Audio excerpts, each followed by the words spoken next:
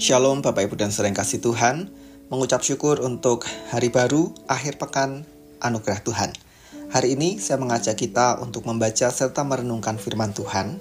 Bacaan kita ada di Injil Lukas pasal 21. Ketika Yesus mengangkat mukanya, ia melihat orang-orang kaya memasukkan persembahan mereka ke dalam peti persembahan.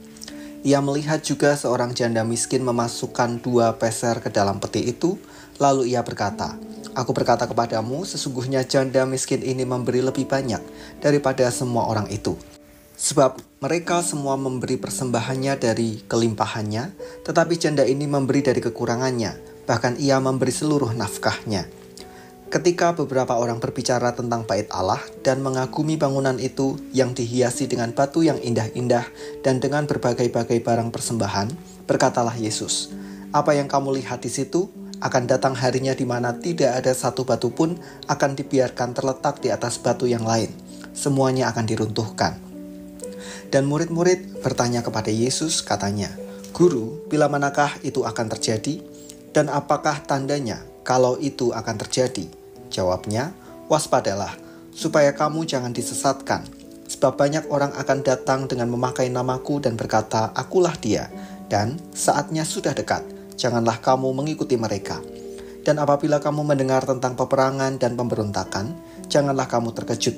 Sebab semuanya itu harus terjadi dahulu, tetapi itu tidak berarti kesudahannya akan segera datang." Ia berkata kepada mereka, "Bangsa akan bangkit melawan bangsa, dan kerajaan melawan kerajaan, dan akan terjadi gempa bumi yang dahsyat, dan di berbagai tempat akan ada penyakit sampar dan kelaparan. Dan akan terjadi juga hal-hal yang mengejutkan, dan tanda-tanda yang dahsyat dari langit. Tetapi sebelum semuanya itu kamu akan ditangkap dan dianiaya, kamu akan diserahkan ke rumah-rumah ibadat dan penjara-penjara, dan kamu akan dihadapkan kepada raja-raja dan penguasa-penguasa oleh karena namaku. Hal itu akan menjadi kesempatan bagimu untuk bersaksi. Sebab itu, tetapkanlah di dalam hatimu supaya kamu jangan memikirkan lebih dahulu pembelaanmu. Sebab aku sendiri akan memberikan kepadamu kata-kata hikmat, sehingga kamu tidak dapat ditentang atau dibantah lawan-lawanmu. Dan kamu akan diserahkan juga oleh orang tuamu, saudara-saudaramu, kaum keluargamu, dan sahabat-sahabatmu, dan beberapa orang di antara kamu akan dibunuh. Dan kamu akan dibenci semua orang oleh karena namaku, tetapi tidak sehelai pun dari rambut kepalamu akan hilang. Kalau kamu tetap bertahan, kamu akan memperoleh hidupmu. Apabila kamu melihat Yerusalem dikepung oleh tentara-tentara, ketahuilah bahwa keruntuhannya sudah dekat. Pada waktu itu orang-orang yang berada di Yudea harus melarikan diri ke pegunungan, dan orang-orang yang berada di dalam kota harus mengungsi, dan orang-orang yang berada di pedusunan jangan masuk lagi ke dalam kota. Sebab itulah masa pembalasan, di mana akan genap semua yang ada tertulis. Celakalah ibu-ibu yang sedang hamil, atau yang sedang menyusukan bayi pada masa itu. Sebab akan datang kesesakan yang dahsyat atas seluruh negeri dan murka atas bangsa ini. Dan mereka akan tewas oleh mata pedang, dan dibawa sebagai tawanan ke segala bangsa. Dan Yerusalem akan diinjak-injak oleh bangsa-bangsa yang tidak mengenal Allah, sampai genaplah zaman bangsa-bangsa itu. Dan akan ada tanda-tanda pada matahari dan bulan dan bintang-bintang, dan di bumi bangsa-bangsa akan takut dan bingung menghadapi deru dan gelora laut. Orang akan mati ketakutan karena kecemasan berhubung dengan segala apa yang menimpa bumi ini, sebab kuasa-kuasa langit akan goncang. Pada waktu itu, orang akan melihat Anak Manusia datang dalam awan dengan segala kekuasaan dan kemuliaannya.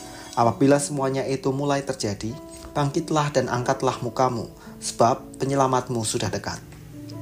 Lalu Yesus mengatakan perumpamaan ini kepada mereka, "Perhatikanlah pohon ara atau pohon apa saja. Apabila kamu melihat pohon-pohon itu sudah bertunas, kamu tahu dengan sendirinya bahwa musim panas sudah dekat. Demikian juga, jika kamu melihat hal-hal itu terjadi, ketahuilah bahwa kerajaan Allah sudah dekat. Aku berkata kepadamu, sesungguhnya angkatan ini tidak akan berlalu sebelum semuanya terjadi. Langit dan bumi akan berlalu, tetapi perkataanku tidak akan berlalu.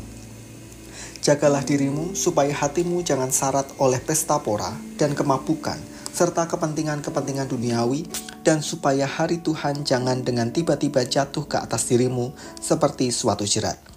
Sebab ia akan menimpa semua penduduk bumi ini.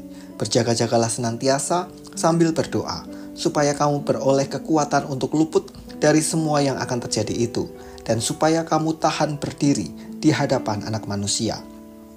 Pada siang hari, Yesus mengajar di Bait Allah, dan pada malam hari ia keluar dan bermalam di gunung yang bernama Bukit Zaitun. Dan pagi-pagi semua orang banyak datang kepadanya di dalam Bait Allah untuk mendengarkan Dia. Tuhan menetapkan kesempatan untuk bersaksi.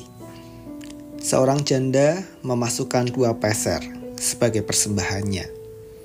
Dibanding orang kaya lainnya yang memasukkan persembahan dengan jumlah besar, bagi Tuhan Yesus, janda ini telah menjadi sebuah kesaksian bagi para muridnya.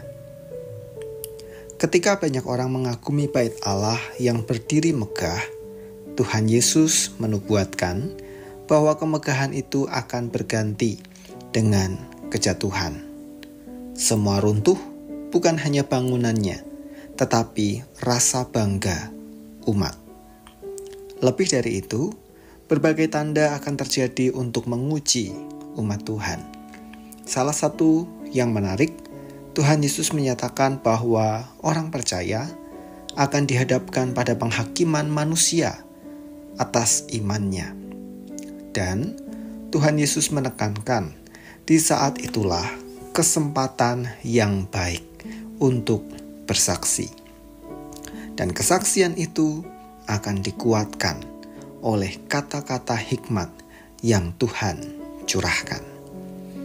Bapak, Ibu, dan saudara kasih Tuhan, kesaksian biasanya dimaknai menyampaikan pengalaman berupa peristiwa atau berkat yang kita terima, baik itu kesembuhan, keberhasilan, maupun pencapaian.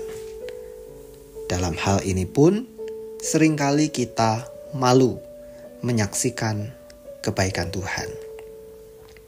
Namun, kesaksian yang Tuhan Yesus sampaikan dalam bacaan kita adalah tentang memproklamirkan iman di tengah tantangan iman.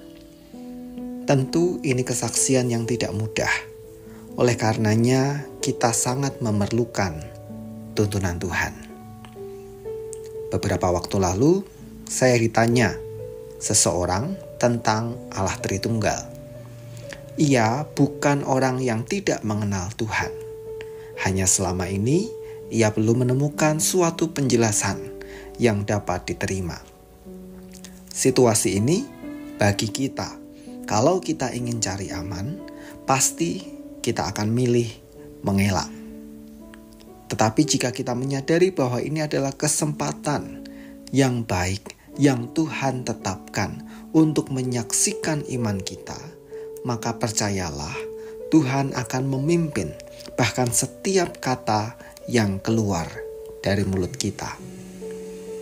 Bacaan kita mengingatkan akan ada saatnya kita menyadari bahwa iman kita sedang ditantang. Dan di saat itulah kita sadar kita perlu bimbingan Tuhan. Tidak perlu khawatir, Tuhan Yesus sendiri yang mengatakan bahwa Ia akan memberikan hikmat bagi kita untuk bersaksi, memproklamirkan iman kita. Mari kita berdoa. Kami bersyukur untuk hari yang baru. Kami bersyukur untuk anugerah Tuhan yang masih memberikan kehidupan bagi kami untuk kami nikmati sampai detik ini. Dan kami mengucap syukur untuk firman Tuhan yang telah kami baca dan kami renungkan pagi hari ini. Tolong kami Tuhan, agar kami membuka hati kami di tengah berbagai tantangan yang kami hadapi silih berganti. Kiranya kami terus mengandalkan bimbingan Tuhan dalam menyaksikan iman kami di tengah semua situasi itu. Agar kami tidak hanya setia kepadamu, tetapi boleh mengenalkan Tuhan bagi setiap orang yang Tuhan perjumpakan dengan kami. Kami menyerahkan hari ini dengan sepanjang aktivitas yang akan kami jalani. Tuhan kiranya memberkati. Di dalam nama Tuhan kami Yesus Kristus, kami berdoa. Amin.